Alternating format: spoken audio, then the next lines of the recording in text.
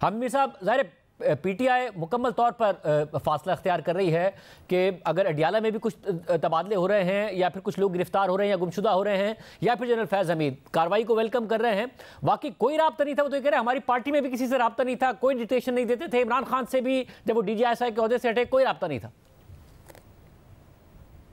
बहरहाल ये पाकिस्तान तहरीक इंसाफ की एक ऑफिशियल पोजीशन है और उनके जो ऑफिस बेयरर्स हैं उन्होंने तो यही कहना है। लेकिन मैंने तो आपको पहले भी बताया था कि जनरल फैज़ जो हैं वो तहरीक इंसाफ के कुछ जो रहनुमा हैं उनके साथ राब्ते में थे और तहरीक इंसाफ के बहुत से जो एक नहीं बहुत से रहनुमा जो हैं उन्होंने ऑफ द रिकॉर्ड फैज़ साहब की गिरफ्तारी से बहुत पहले शिकवा शिकायत शुरू किया हुआ था। तो अब अगर इनकार किया जा रहा है तो शायद उसकी वजह यह है कि तहरीक इंसाफ जो है उसको फायदा हो गया कि एक खामखा की इंटरफेरेंस हो रही थी और डिक्टेशन देने की कोशिश करते थे जनरल फैज़ साहब, तो बंद हो गई अब वो इंटरफेरेंस जो है। तो वो तो यही कहेंगे कि हमारा कोई राब्ता नहीं है। अब इस पे तहरीक इंसाफ के जो कुछ रहनुमा है वो कहते हैं जी कि अगर जनरल फैज़ साहब जो हैं वो एक प्राइवेट कैपेसिटी में हमारे साथ राब्ते कर रहे थे तो राब्ते करने में तो कोई ऐसी बुराई नहीं थी। और वो अगर हमें कहते थे जी आप ये करें ये कहने में भी कोई बुराई नहीं थी। लेकिन ये चीज गलत थी कि जब वो हमसे ये शिकवा करते थे कि आपने फलां ओहदेदार जो है लगाया है तो उसको हटाएं और फलां को लगा दें। इस पर तहरीक इंसाफ में प्रॉब्लम था और जो साहब जो है वो फैज़ साहब का पैगाम लेके जिधर जिधर जाते थे, इन सबको उनका नाम पता है। जाहिर बात है अब इन्होंने नाम तो नहीं लेना अपने साथी का कि वो जनरल फैज़ के साथ राब्ते में था। लेकिन जिन रिटायर्ड फौजी अफसरान को हिरासत में लिया गया तो ऐसे तो नहीं ले लिया गया। देखिए शाहजेब साहब, ये जो मामला है ना, ये इतना सादा नहीं है कि जो जनरल फैज़ साहब हैं जी उन्होंने टॉप सिटी में करप्शन की और उसकी वजह से उनको गिरफ्तार कर लिया और फिर रिटायरमेंट के बाद उनकी जो एक्टिविटीज थी वो बड़ी मशकूक थी।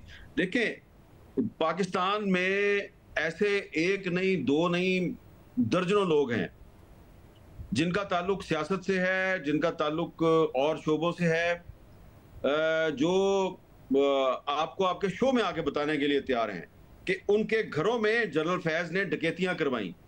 डकैतियां, मैं क्या लफ्ज इस्तेमाल कर रहा हूं, डकैती। जब वो DGI थे उन्होंने पाकिस्तान के एक बहुत बड़े वकील के घर में डकैती करवाई क्योंकि वो वकील जो है वो जनरल परवेज मुशर्रफ का जो ट्रायल हो रहा था बगावत के मुकदमे में, उसका उनका बहुत अहम रोल था और वो एक किताब लिख रहे थे उस मुकदमे पे। तो वो उनका इसलिए उनको किताब लिखने से रोकना था, उनके घर से बहुत सी चीजें भी चली गई। तो उसके बाद फिर बाकायदा जनरल बाजवा साहब जो हैं उन्होंने उस वकील को आर्मी हाउस में बुलाया, उनको खाना खिलाया और उनसे माजरत की और उनको कहा कि आपके साथ ज्यादती हुई है। तो ये कुछ तो करते रहे हैं जनरल फैज़ साहब। अब वो वकील साहब जो है वो किसी दिन आपके या मेरे शो पे आ गए, उन्होंने सारा भांडा फोड़ दिया। तो ये जो लोग हैं जो सिर्फ टॉप सिटी वाले मामले पे लगे हुए हैं वो किधर जाएंगे? इनको सब पता है, इनके पास सारी इंफॉर्मेशन है कि उसने जनरल फैज़ ने कोर कमांडर पेशावर के तौर पे DHA पेशावर में क्या करप्शन की, वो और मामलात में क्या करप्शन करते रहे। तहरीक इंसाफ वालों को पता है कि वो हमें क्या क्या डिक्टेट करने की कोशिश करते रहे। मुस्लिम लीग नून के अंदर, मैं आपको बार बार बड़े दावे से कह रहा हूँ, मुस्लिम लीग नून के अंदर उनके लिंक से उनके राब्ते थे। बड़े बड़े अहम शख्सियात जो है मुस्लिम लीग नून की, पीपल्स पार्टी की, वो उनके साथ राब्ते में थे। तो जाहिर बात है अब ये जनरल फैज़ साहब जो हैं उन्होंने अपने दौरे इक़्तिदार में उन्होंने इतने गलत काम किए हैं कि वो सब काम जो है उनकी एक ही दफा तो इन्वेस्टिगेशन शुरू नहीं होगी। लेकिन मुझे लगता है कि ये जिन वकील साहब के घर उन्होंने डकैती कराई थी, ये किसी दिन आपके शो में आगे पूरी कहानी सुनाने के लिए तैयार हो जाएंगे। साहब, और ये बताएगा कि अब ज़ाहिर आपकी ही आज खबर थी कि ये दायरा फैलेगा और कुछ जज साहिबान तक भी बात जा सकती है, रिटायर्ड भी, हाजिर सर्विस भी। जहाँ तक मुझे याद पड़ रहा है शायद राना सनाउल्लाह साहब ने आप ही के प्रोग्राम में कहा था कि जनरल फैज़ हमीद ने उन्हें कॉल की थी जैसे रिटायर्ड, अब उनके साथ जैसे रिटायर्ड नहीं लगता, नकवी साहब की तैनाती के लिए, और फिर बड़ा पुश किया था उन्हें। क्या हाजिर सर्विस भी बहुत सारे हैं, रिटायर्ड भी बहुत सारे हैं, जैसा आप बता रहे हैं कि इनकी तो हर जगह हर पार्टी में ही जड़ें थी, ये खबर भी आप दे चुके हैं जनरल फैज़ हमीद की। देखें जो राना सनाउल्लाह साहब है ना, वो उस पार्लिमानी कमीशन के मेंबर थे जिस कमीशन ने जजों की अपॉइंटमेंट या प्रमोशन की जो है वो मंजूरी देनी होती है या सिफारिश करनी होती है। तो जब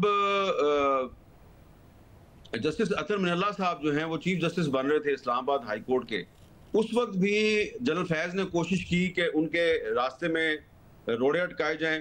वो जस्टिस अतर मिनल्ला साहब के काफी खिलाफ थे। फिर उसके बाद जब अतर मिनल्ला साहब जो हैं वो उनका कोई प्रमोशन का मसला था, तो फिर जनरल फैज साहब जो हैं उन्होंने राना सनाउल्लाह साहब को अप्रोच किया। राना साहब ने उनकी बात नहीं सुनी थी। इसी तरह कुछ सुप्रीम कोर्ट के जज साहिबान हैं जिनको हाई कोर्ट से लाया गया, सिंध हाई कोर्ट से। मैं अब आपको स्पेसिफिकली नहीं नाम नहीं लेना चाहता, क्योंकि उसमें बड़ी कोशिश की थी जो जनरल फैज साहब थे कि उनको सुप्रीम कोर्ट में भेजा जाए। तो अब जनरल फैज साहब जो है देखे ना सिर्फ ये कि वो कुछ हाजिर सर्विस सीनियर सुप्रीम कोर्ट के सीनियर जज साहबान उनको अप्रोच करने की कोशिश करते थे, बल्कि फिर कोशिश करते थे कि उनको पैगामात भेजे जाएं कि आप ऐसे नहीं ऐसे कर लें। कभी उनकी बात उनके मैसेज का जवाब दे दिया जाता था, कभी नहीं दिया जाता था। लेकिन अब ये तो पूछा जाएगा ना कि अगर एक साबिक डीजी आईएसआई जो है वो कुछ रिटायर्ड और साबिक जजों के अलावा हाजिर सर्विस जो जज साहिबान है उनको अगर मैसेजेस करता था तो क्यों करता था? जहां तक मेरी इंफॉर्मेशन है, एक जो हाजिर सर्विस जज साहब है जिनको वो मैसेज भेजते थे, उन्होंने कोई उनको मुनासिब जवाब नहीं दिया था।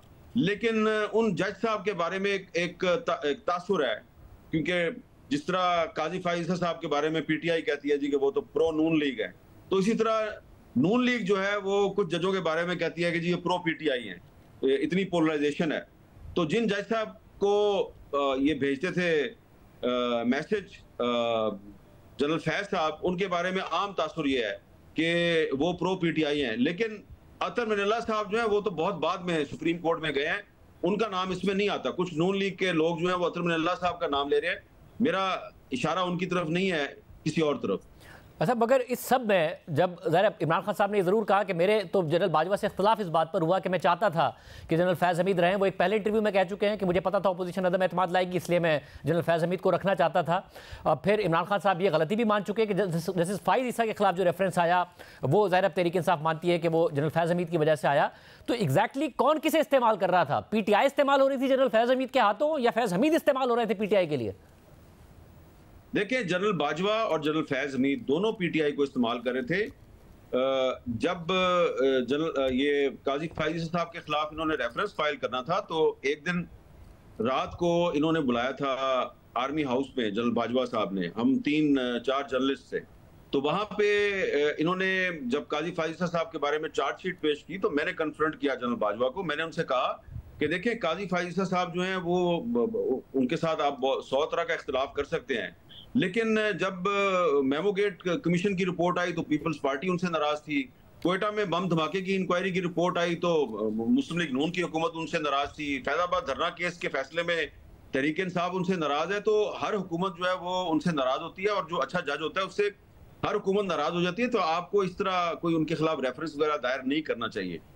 और उसके बाद मेरा ख्याल है कि मैं पाकिस्तान में पहला शख्स था जिसने कि ये जंग में मैंने कॉलम लिखा कि काजी फाइजा साहब के खिलाफ कोई साजिश हो रही है। तो मुझे इमरान खान साहब जो है उन्होंने बुलाया और उन्होंने पूछा कि ये आपने क्या कॉलम लिखा है कि हम कोई काजी फाइजा के खिलाफ रेफरेंस दायर कर रहे हैं। मैंने कहा हाँ जी, मुझे लगता यह है कि आप कुछ कर रहे हैं। तो इमरान खान साहब ने मुझे कहा, और मैं गवाही भी डाल देता हूँ, मेरे साथ इरशाद भट्टी साहब भी थे उस मीटिंग में। तो उन्होंने कहा जी कि मैं तो इतने मामलात में फंसा हुआ हूँ और इकोनॉमिक चैलेंजेस हैं, मेरे पास तो जुडिशरी से मुहाजराई का टाइम ही नहीं है। तो आप बेफिक्र हो जाए, मैं काजी फाइजा साहब के खिलाफ कोई रेफरेंस फाइल नहीं कर रहा।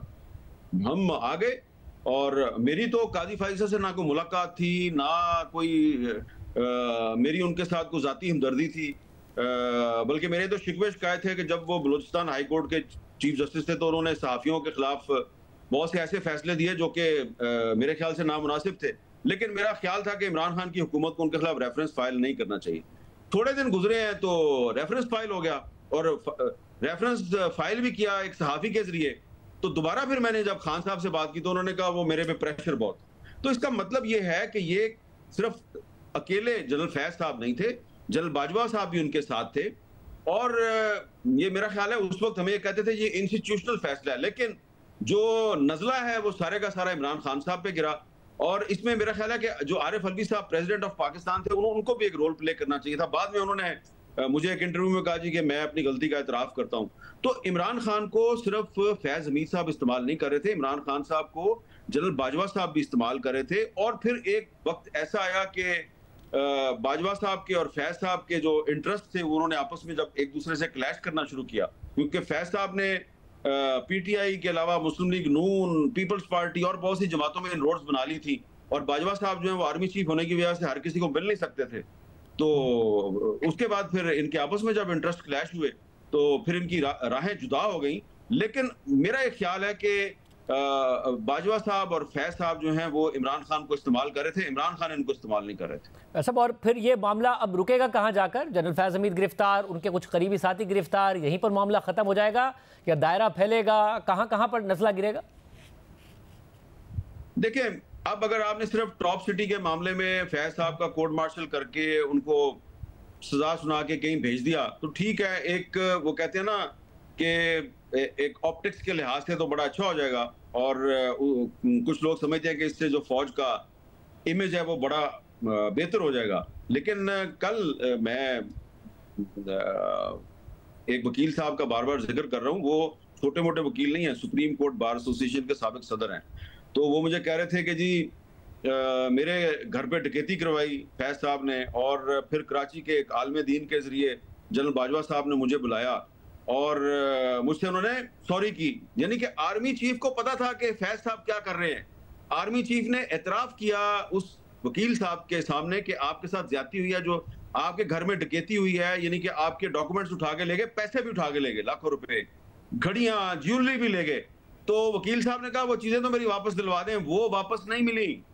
तो मुझे आप बताएं ना, वो इतना बड़ा वकील है, अगर उसने केस कर दिया कि मुकदमा भी दर्ज हुआ है कि जनाब वो मेरे घर में डकैती हुई थी और उसमें जनरल फैज साहब इन्वॉल्व है, तो फिर क्या होगा?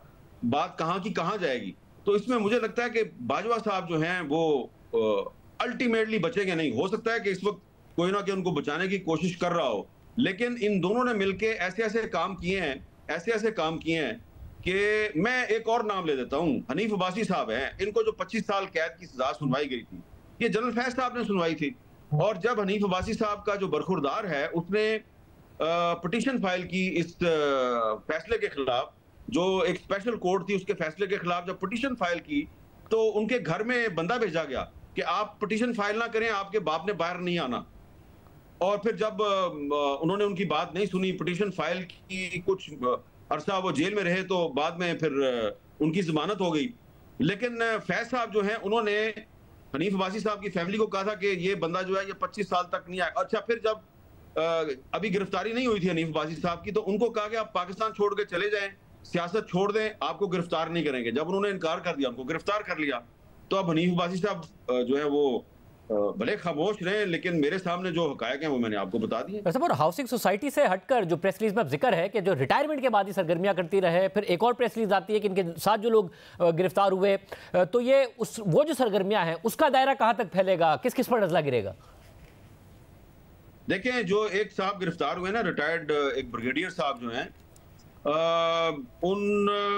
उन्होंने जो आज़ाद कश्मीर का जो आखिरी इलेक्शन था उसमें भी बड़ा किरदार अदा किया था, और उसमें कुछ शख्सियात जो हैं वो डायरेक्टली उसमें सियासी शख्सियात इन्वॉल्व हैं। तो शाहजेब साहब, ये अरबों रुपए का मामला नहीं है, ये खरबों रुपए का मामला है। और जनरल फैज साहब ने जो काम किए हैं, अगर उनसे रिकवरी हो जाए तो पाकिस्तान की इकोनॉमी जो है उसका काफ़ी भला हो जाएगा।